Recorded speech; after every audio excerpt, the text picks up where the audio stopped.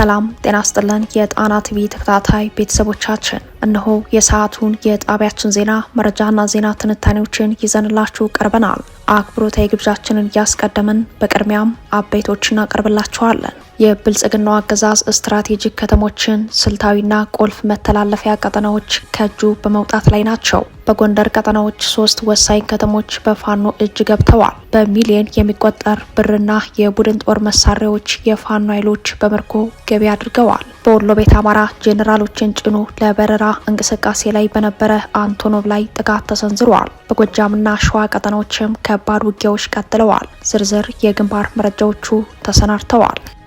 ኤርትራ ከክፍለ ጦር በላይ ያሉ ወታደራዊ አመራሮችን ለስብሰባ መጥራቷ ተሰምቷል። አየር ኃይሏን በከፍተኛ ተጠንቀቅ እንዲቆም ያዘዘችው ኤርትራ ከክፍለ ጦር በላይ ያሉ ወታደራዊ አመራሮችን ለስብሰባ መጥራቷ ተሰምቷል።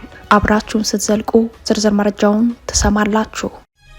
በሀገር ውስጥ ጦርነት የተወጠረው በድንበር ተሻጋሪ ጦርነት ስጋት ውስጥ የሚገኘው የብልጽግናው አገዛዝ በአዲስ አበባ የሚካሄደውን የአፍሪካ ህብረት ጉባኤ ተከትሎ በመዲናዋ የጸጥታና የደህንነት ስጋት ገብቶታል። ይህንን ስጋት ለመከላከል ወታደራዊና የደህንነት እርምጃዎችን ለመውሰድ ስምሪት መስጠቱን ምንጮች ጠቁመዋል። ይህም ሌላኛው መረጃችን ነው። እነዚህንና ሌሎችን ይዘናል። አሁን ወደ ዝርዝር መረጃዎቹ እናመራለን። የብልጽግናው አገዛዝ ስትራቴጂክ ከተሞችን ስልታዊና ቁልፍ መተላለፊያ ቀጠናዎች ከእጁ በመውጣት ላይ ናቸው።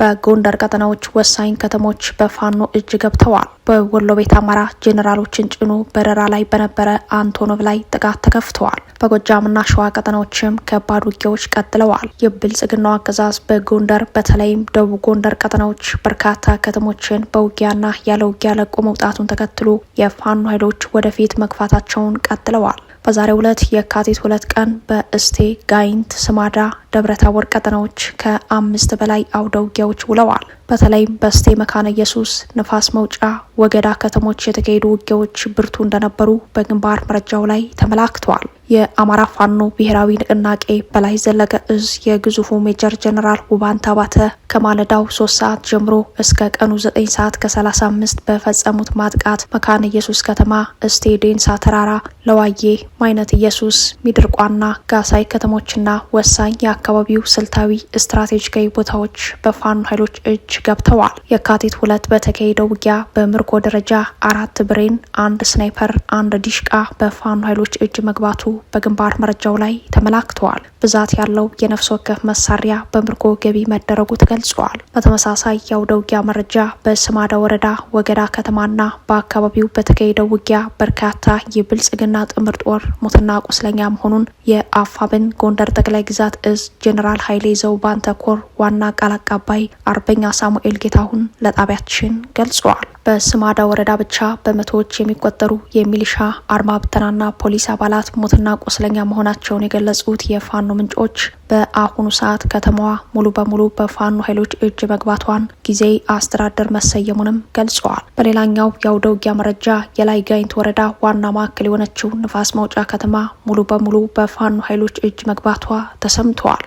ንፋስ መውጫ ከተማን ለመያዝ በተካሄደው ከባድ ትንቅንቅ የ4 ወረዳ የሚሊሻ ኃይልና አርማ ብተና በውጊያው ላይ ቢሳተፍም በ4 አቅጣጫ በተካሄደው ውጊያ የፋኖ ኃይሎች የውጊያ ብልጫ ወስደው ስትራቴጂክ ከተማዋን እንደተቆጣጠሩ በግንባር መረጃው ላይ ተመላክተዋል። ከ4 ወረዳዎች የተሰባሰበው የሚሊሻ የፖሊስና የአርማ ብተና ኃይል ከፋኖ ኃይሎች ጋር ግማሽ ቀን የፈጀ ውጊያ ቢያደርግም በመጨረሻም ከተማዋን ለቆ ወደ ደብረታቦር አቅጣጫ መሸሸቱ ነው የታወቀው። በዚሁ ቀጠና በቀጠለው ውጊያ ጋሳይ ከተማ ላይ የቡድንና የጦር መሳሪያዎችን ጨምሮ የብልጽግና ካድሬዎች ሊያሸሹት የነበረ ጥሬ ገንዘብ በብዛት በፋኖ ኃይሎች እጅ መግባቱ ተሰምተዋል። የገንዘቡ መጠን ምን ያክል እንደሆነ በመረጃው ላይ ባይገለጽም መጠኑ በሚሊዮኖች የሚቆጠር እንደሆነ በመረጃው ላይ ተመላክተዋል። ይህ በእንዲህ እንዳለም በወሎ ቤት አማራ ቀጠናዎች በፋኖ ኃይሎች በኩል በአይነቱ ልዩ የሆነ ማጥቃት ተፈጽመዋል። ይኸውም የብልጽግና ጄኔራሎች ጭኖ ለመብረር በዝግጅት ላይ በነበረ አንቶኖቭ ላይ በፋኖ ኃይሎች ጥቃት መሰንዘሩን የገለጸው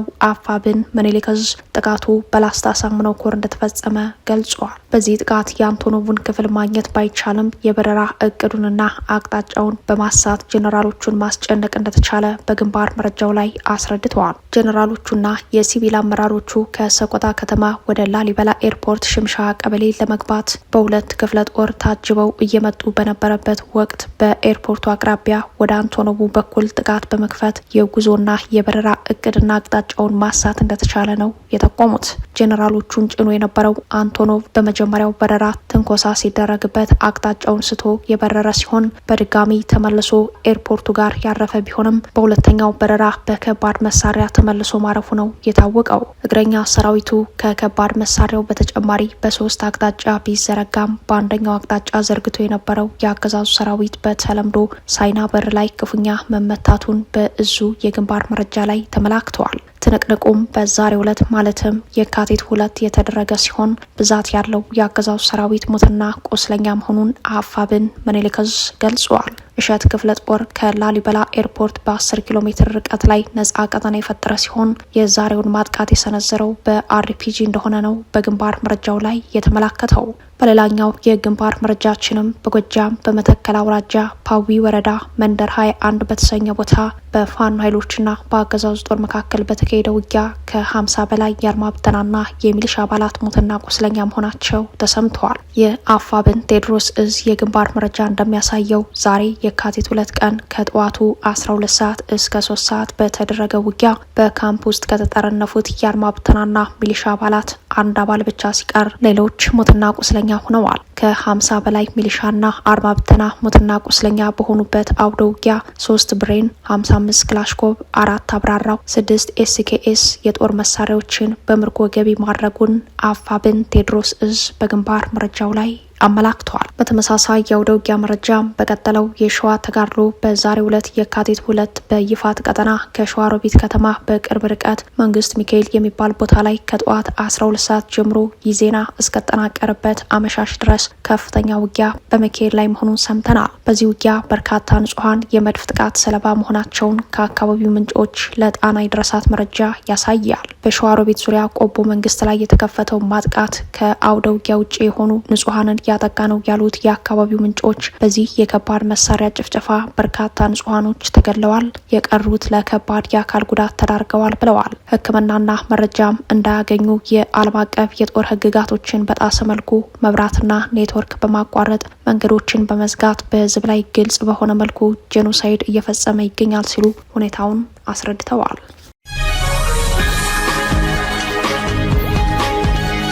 ኤርትራ ከክፍለ ጦር በላይ ያሉ ወታደራዊ አመራሮችን ለስብሰባ መጥራቷ ተሰማ።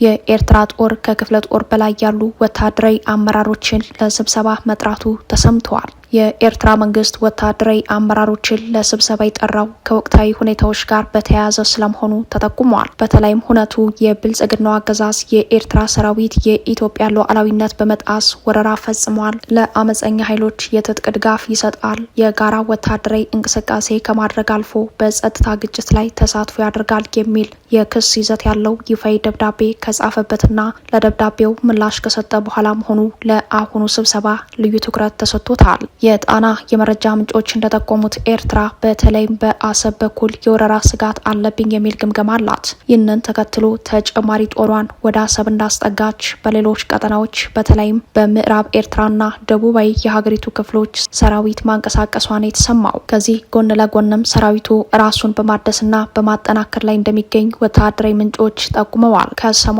የኤርትራ ጦር ምጽዋን የተቆጣጠረበትን 36ኛ ዓመት የፈንቅል ኦፕሬሽን መታሰቢያ በዓሉን በሰፊ ዝግጅት ለማክበር ልዩ መመሪያ መሰጠቱን የጠቆሙት ምንጮች በዓሉ ፌብራሪ 15 ቀን የሚከበር ቢሆንም በየግንባሩ ቀደም ብሎ እንዲከበር ለቅስቀሳና ሞራል ግንባታ እንዲሆን መታዘዙም ተጠቁመዋል። ቀደም ብሎ ከክፍለ ጦር በታች ባሉ የተለያዩ አሃዶች ደረጃ ውይይቶች እንዳይካሄድና የዚህ ውይይት ማጠቃለያ ደግሞ ከክፍለ ጦሩ በላይ ያሉ ወታደራዊ አመራሮች በተገኙበት ስብሰባ ለማካሄድ አመራሮቹ መጠራታቸውን ወታደራዊ ምንጮች ጠቁመዋል።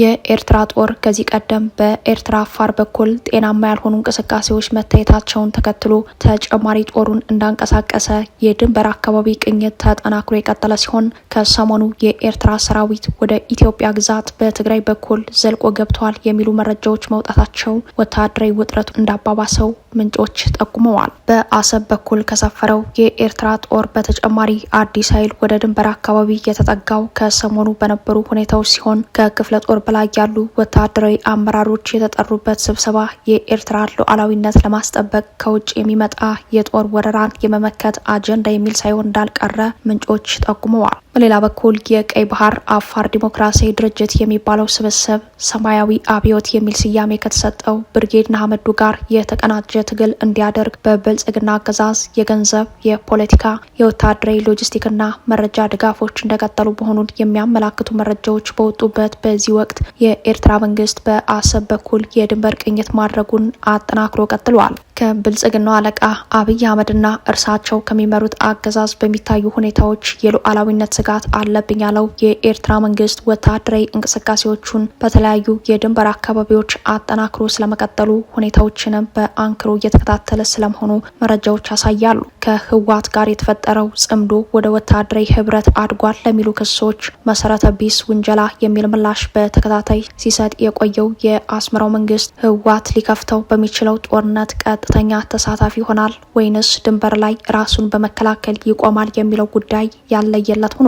እንዲያም ሆኖ በማንኛውም ቅጽበት ሊጀመር የሚችለው ጦርነት ቀጠናዊ የመሆን እድሉ ከወዲሁ ሰፍቶ በመታየት ላይ ነው። የብልጽግናው አገዛዝ በአዲስ አበባ የሚካሄደውን የአፍሪካ ህብረት ጉባኤ ተከትሎ በመዲናዋ የጸጥታና ደህንነት ስጋት ገብቶታል። ይህንን ስጋት ለመከላከል ወታደራዊና የደህንነት እርምጃዎችን ለመውሰድ ስምሪት መስጠቱን ምንጮች ጠቁመዋል። በአዲስ አበባ ከተማ ከየካቲት 4 እስከ የካቲት 8 ቀን ድረስ በተለያዩ ሁነቶች የሚካሄደው የአፍሪካ ህብረት ጉባኤ በተለይ መሪዎቹ የሚሳተፉበት የካቲት 7ና 8 እንደሚካሄድ ቀጠሮ የተያዘለት ጉባኤ በውስጣዊ ጦርነት በቀጠናዊ የጦርነት ስጋት በተወጠረችው ኢትዮጵያ ለአገዛዙ በመዲናዋ የደህንነት ስጋት ገብቶታል። ወትሮውንም ቢሆን በአዲስ አበባ የፋኖ ህወሓትና ሻዕቢያ ሰላዮች አሉ፣ በማንኛውም ሰዓት አመራሮችንና ቁልፍ የፖለቲካ ወታደራዊ ተቋማት ላይ ጥቃት ሊሰነዘርብኝ ይችላል የሚል የስጋት ትንተና ያለው የብልጽግናው አገዛዝ በጸጥታና ደህንነት የጋራ ግብረ ኃይሉ በኩል ጉባኤውን ተከትሎ ከፍ ያለ ስጋት እንዳለበት ምንጮች ለጣና ገልጸዋል። ከአዲስ አበባ ከተማ በቅርብ ርቀት በአየር ኃይል የታጀበ ውጊያ በሚካሄድባት ኢትዮጵያ በዓለም አቀፍ ማህበረሰብና በትልልቅ ሚዲያዎች ጭምር የአጀንዳ ሽፋን የሚሰጠው የአፍሪካ ህብረት የመሪዎች ጉባኤ የሚካሄድ መሆኑ ይበልጥ ስጋት የፈጠረበት የብልጽግናው አገዛዝ ኢትዮጵያ ሰላም ነች የሚል ድባብ ለመፍጠር በመዲናዋ ከወዲሁ አፈሳን ጨምሮ ስጋት ሊሆኑ ይችላሉ ያላቸውን ሁሉ ለመመንጠር የጸጥታና የደህንነት ስምሪት መስጠቱን ምንጮች አክለው ገልጸዋል። በተለይም ከዚህ ጋር ተያይዞ ከሰሞኑ ከበረራ መቋረጥ ጋር ተያይዞ ከትግራይ ክልል በእግርና በየብስ ተሽከርካሪ አቆራርጠው የመጡ ወጣቶች፣ የኤርትራ ተወላጅ የሆኑ ፍልሰተኞች እንዲሁም በስራና ማህበራዊ ጉዳዮች ከተለያዩ የአማራ አካባቢዎች ወደ አዲስ አበባ የመጡ የአማራ ተወላጆች የጅምላ ፈሳው ሰለባ መሆናቸው ተጠቁመዋል። ከአነስተኛ እስከ ከፍተኛ ሆቴሎች ድረስ በሆቴሎቹ የአንድ ቀን ቆይታ የሚያደርጉ ደንበኞችን ጨምሮ አልጋ የሚይዙ አስተናጋጆችን ሙሉ ማንነት በየዕለቱ ለወረዳ ሰላምና ደህንነት ጽሕፈት ቤቶች ሪፖርት የማድረግ ግዴታ የተጣለባቸው ባለ ሆቴሎች በጥርጣሬ የሚያዩ እንግዶች ካሉ በፍጥነት ደውለው እንዲያሳውቁ ግዳጅ እንደተጣለባቸው ሰምተናል። በአዲስ አበባና ዙሪያው ያለው የጸጥታና ደህንነት ሁኔታ የሚከታተል ልዩ ግብረ ኃይል መቋቋሙን የጠቆሙት ምንጮች በአዲስ አበባ 5 መግቢያ በሮች የገዳ ልዩ ኮማንዶና የሪፐብሊኩ ጥበቃ ክፍል መሰማራቱን፣ በአዲስ አበባ ከተማ ደግሞ ከብሔራዊ መረጃ የፌዴራል ፖሊስና ከአዲስ አበባ ፖሊስ ጠቅላይ መምሪያ የተውጣጣ የጸጥታና የመረጃ ቡድን መሰማራቱን ምንጮች አክለው ጠቁመዋል። ከዚህ የጸጥታ ስጋት ጋር በተያያዘ ጠቅላይ ሚኒስተሩ በሚመሩት የጸጥታና ደህንነት ግብረ ኃይል ቡድን በኩል ዕለታዊ የክትትል ሪፖርት እየቀረበላቸው እንደሆነ የጠቆሙት እኒህ ምንጮች አብይ በሰሜን ኢትዮጵያ በኩል ያለው ወታደራዊ ውጥረት ከፍተኛ ስጋት የፈጠረባቸው በመሆኑ በተለይም በአዲስ አበባ በቅርብ ርቀት ያሉ ውጊያዎች እንደቀጠሉ መሆኑ የአፍሪካ ህብረት ጉባኤ በመዲናዋ በሰላም የመጠናቀቅ ጉዳይ በከፍተኛ ሁኔታ እንዳስጨነቃቸው ገልጸዋል። አብይ አህመድ በበኩላቸው በዛሬው ዕለት በይፋዊ የማህበራዊ ትስስር ገጻቸው በዚህ ሳምንት ውዷ ሀገራችን በአፍሪካ ህብረት ጉባኤ ለመታደም የሚመጡ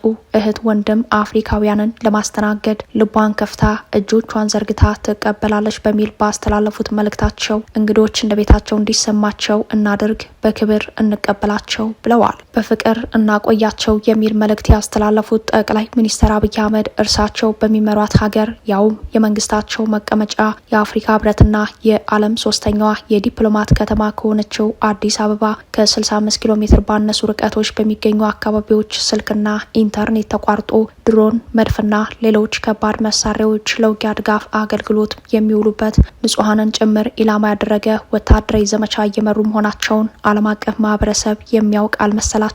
የአፍሪካ መሪዎችን በፍቅር እናቆያቸው የሚል መልእክት ያስተላለፉት አብይ ከቤተ መንግስታቸው ከአንድ ሰዓት ባነሰ የመኪና ጉዞ በሚደርስባቸው የሸዋ ቀጠናዎች ሴቶች፣ ህጻናት፣ እናቶች፣ አባቶች፣ አዛውንቶች፣ ያልታጠቁ ንጹሐን በአማራዊ ማንነታቸው ብቻ የጥቃት ተጋላጭ ሆነው በሰማይ በድሮን በምድር በዘመናዊ ተወንጫፊ ከባድ መሳሪያዎች በጅምላ እንዲጨፈጨፉ እያደረጉ ይገኛል። ይህንን ስራቸውን ጠንቅቀው የሚያውቁት አብይ የሚመሩትን ህዝብ የማያምኑት በመሆኑ በአዲስ አበባ ከአፍሪካ ህብረት የመሪዎች ጉባኤ ጋር ተያይዞ የጸጥታና ደህንነት ስጋት ገብቷቸዋል።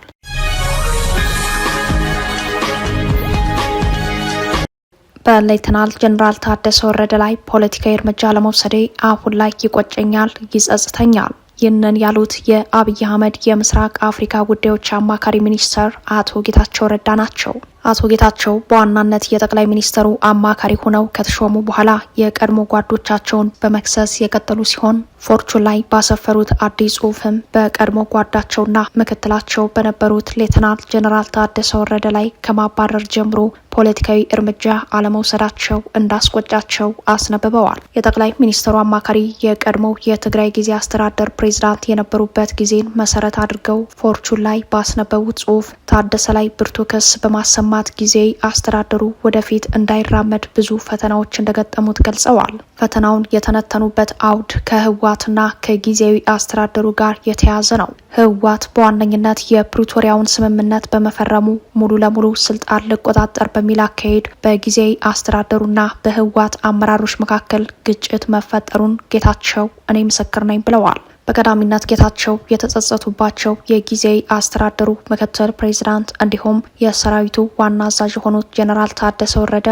ወታደራዊ አቅማቸውን ተጠቅመው ሲቪል አስተዳደሩን ሊያጠናክሩት ሲገባ አስተዳደሩ ላይ ሴራ በመጠንሰስ ይባሱኑ አዳክመውታል በማለት ነው ክሳቸውን ያስነበቡት።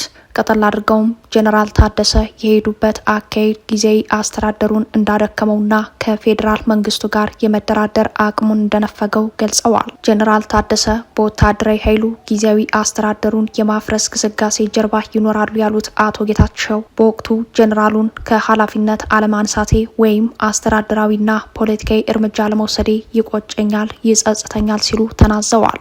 በህወሓት ጄኔራሎች በተመራው ወታደራዊ መፈንቅለ ስልጣን ከኃላፊነታቸውና ከመቀሌ የተሰናበቱት ጌታቸው ረዳ ላለፈው 1 ዓመት ተፈናቃዩ ፖለቲከኛ በሚል ሲፌዝባቸው ቆይተዋል። ጄኔራል ታደሰ ወረደ ባለፈው ዓመት መጋቢት ላይ የክልሉ ጊዜያዊ አስተዳደር ፕሬዝዳንት ሆነው የተሾሙት ጌታቸው ረዳ ተፈናቃይ ፖለቲከኛ መሆናቸውን ተከትሎ ነው። ጌታቸው ስልጣን በተረከቡበት ጊዜ 27 አባላት ያሉት የጊዜያዊ አስተዳደሩ ካቢኔ አዋቅረው የነበረ ሲሆን ታደሰ ወደ ስልጣን ከመጡ በኋላ ያዋቀሩት የጊዜያዊ አስተዳደሩ ካቢኔ በአመዛኙ ከህወሓትና ከሰራዊቱ የተውጣጣ ቢሆንም በህወሓት ቁልፍ የፖለቲካ አመራሮች ዘንድ የታደሰ አመራር አልተወደደም። በቀደመው ጦርነት የሰራዊቱ ዋና አዛዥ በመሆኑ ጦርነቱን የመሩት የአሁኑ የጊዜያዊ አስተዳደሩ ፕሬዝዳንት ሌተናል ጄኔራል ታደሰ ወረደ ጄኔራል ታደሰ ወረደ ማድባት፣ ማዘናጋት፣ ማጋጨትና ማጥቃት የሚሉ የቀውስ አመራር መንገዶችን እንደሚከተሉ ይነገርላቸዋል። ብዙዎች ወታደር ናቸው በሚል ንቀዋቸው የነበረ ቢሆንም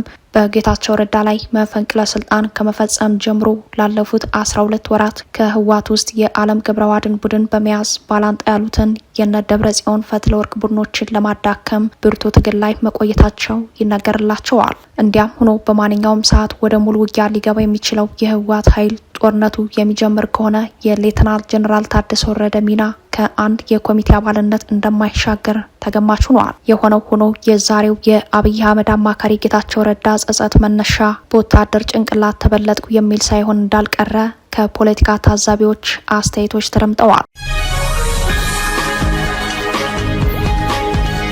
ክቡራትና ክቡራን ቤተሰቦቻችን ለሰዓቱ የተሰናዱት መረጃዎቻችን የተከታተሏችኋቸውን ይመስሉ ነበር። አብራችሁን ስለቆያችሁ ልባዊ ምስጋናችን ድረሳችሁ እያልን የጣና ቲቪ ወቅታዊ ዜናዎች፣ ትንታኔዎችና ልዩ ልዩ ፕሮግራሞች እንዲደርሷችሁ ቻናላችን ሰብስክራይብ በማድረግ ቤተሰብ ሆነው በተሳትፎ የትግል ሚዲያው እንዲያጠናክሩ ጥሪያችን እናቀርባለን። ጣና ቲቪ ከሀቅ ጋር